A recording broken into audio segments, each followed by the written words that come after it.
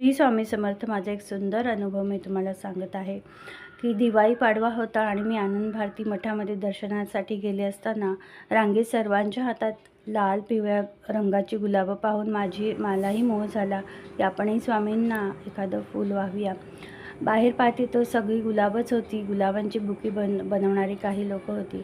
त्यांच्याकडे गुलाबाशिवाय कोणतंच फूल नव्हतं आणि माझी खूप इच्छा होती की मला चाफा स्वामींचा आवडता चाफा स्वामींना वाहायची खूप इच्छा झाली. इतर वेळी आपण कायम चाफा वाहत असतो आणि आज दिवाळीचा एवढा मोठा सण पाडवा असतानासुद्धा आपल्याला चाफा वाहता येत नाही ही खंत मनाशी धरून मी पिवळ्या रंगाचं एक गुलाब घेतलं आणि त्या रांगेत उभे राहिली आणि तेवढ्यात एक ताई मला दिसली की ती लगबगीने बहुतेक कॉलेजची ताई असावी ती.